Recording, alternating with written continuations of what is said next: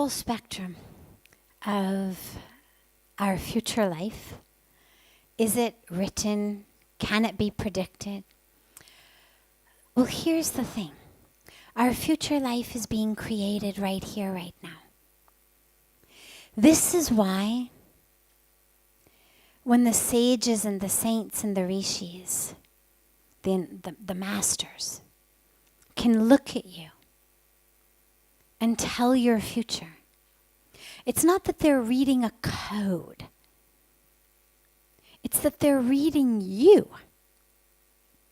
You are the one who's creating your future. You're co-creating it with your karmic package. So you can't create a future in this lifetime of, say, a female ballerina. Okay? You're male. And even should you go through, a gender change operation, you're a little bit on the advanced age level to go back and to become a, female ballerina. I'm never going to become a superstar basketball player. Right? I mean, the Rishi Kumars might enjoy playing with me if we got a basketball net and we started playing around. But the LA Lakers are never going to invite me to come and play for them. Even if I had a gender change operation, even if I practiced, again, I'm a little bit of advanced age to start that type of thing. I mention these sort of far out examples because when we talk about being able to do anything, it's really not exactly true. It's mostly true. It just has to take into consideration your karmic package. You cannot fly. You are not a bird in this lifetime.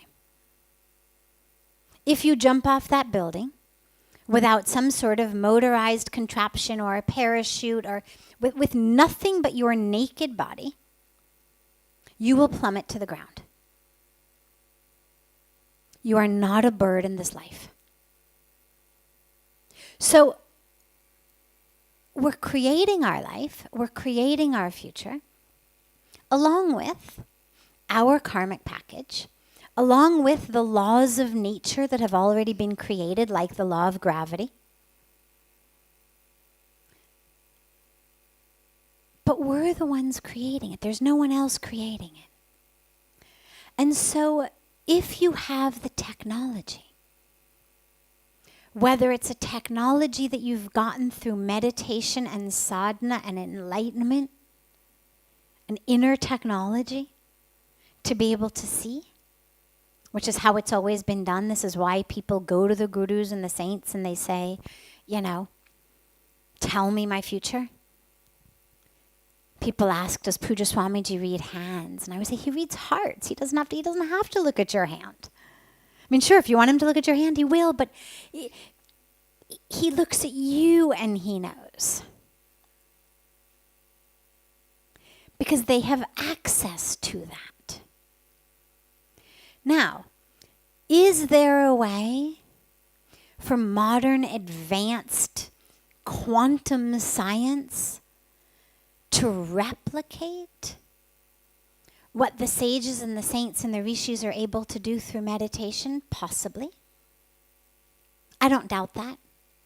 I don't doubt that if not today, at some point there's going to be a way for outer science to get at what inner science can do. I'm not sure we're there yet. I haven't heard of anybody quite being there yet. But I would, I'm not against the idea that might happen at some point. Science is moving pretty quickly. And this really is a science. There is something they are seeing. There is energy. It's like, for example, if you didn't know about sound waves or frequency, and you stood 15 feet away from a dog, and you blew one of those whistles that humans can't hear, that's a frequency that only the dog can hear, and the dog starts to go crazy. But if you were doing it as a trick for someone who didn't know about frequency and sound waves, they would think it was magic. Absolute magic. There's no sound coming out of that whistle. And you could, you pull their leg. You could say, look, I've trained this dog so well that when I put the whistle in my mouth, even though there's no sound, even you can hold his face facing the other direction. He can't even see me. I've trained him so well. Look at this magic. I put the whistle in my mouth. My dog goes crazy. He's not even looking at me. And if you didn't have access to the science of frequency and sound waves, that really would seem magic.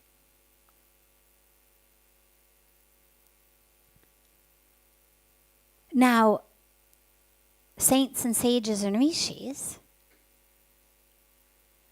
could make the dog, or anybody, could impact that animal in a certain way without the whistle. They don't need the whistle. This is how they live in the jungle.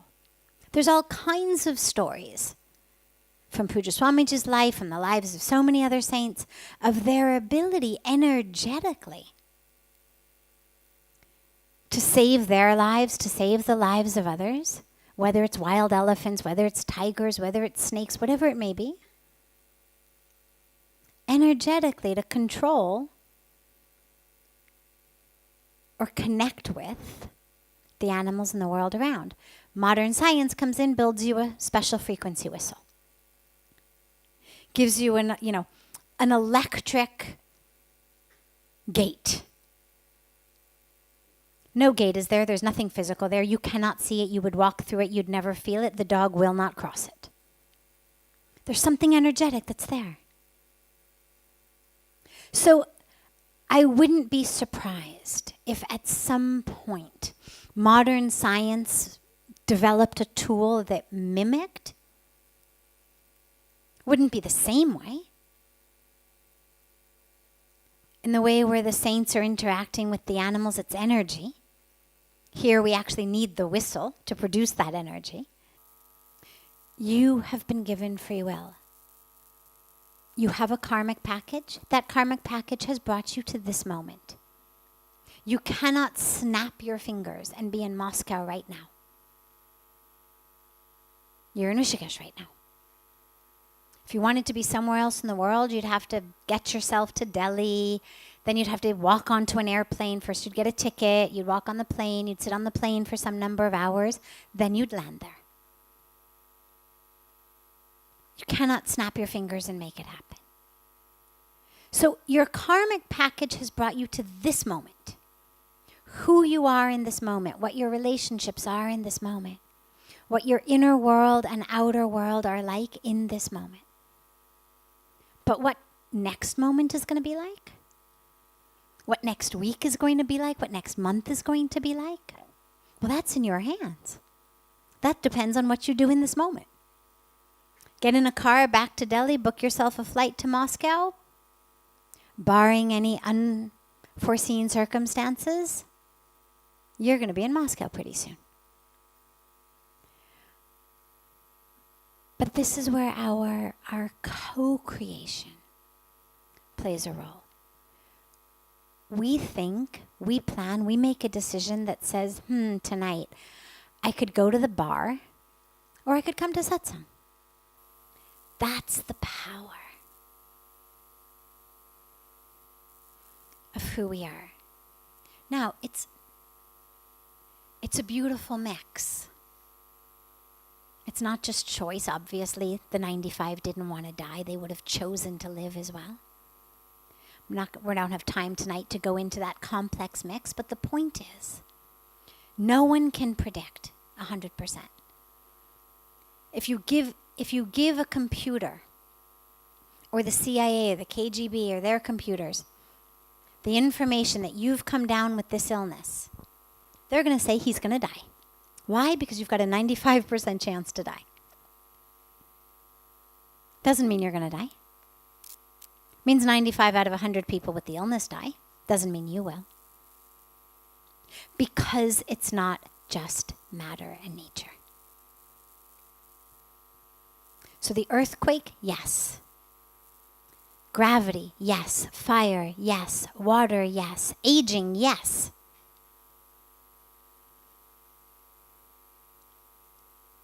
We're all aging. The body is physical. It's going to degenerate. Different rates. There's a lot you can do to stay healthy and strong, but nonetheless, it's degenerating. At a relatively predictable rate.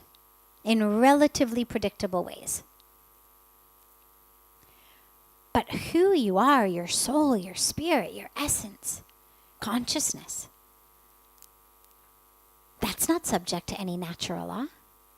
That's not subject to any prediction. That's not subject to any percentage rates or probabilities. This is up to you.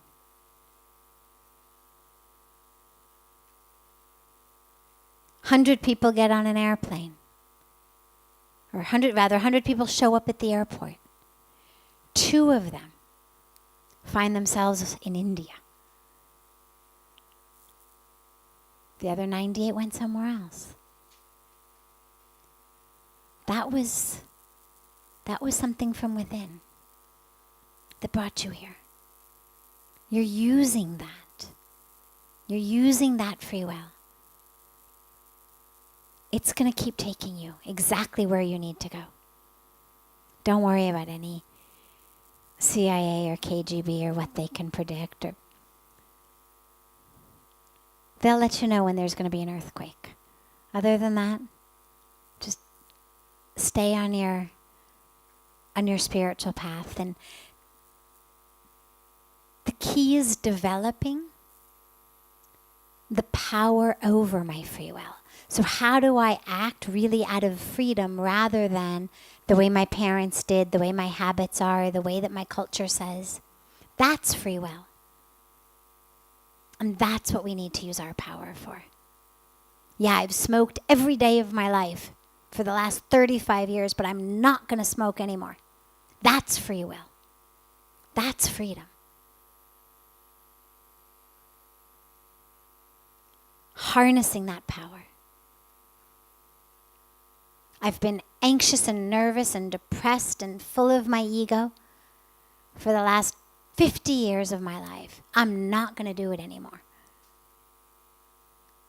I'm going to work on seeing the divine wherever I go. I'm going to stay focused on my consciousness, on my soul. I'm going to identify as that. That's freedom. That's the freedom we have.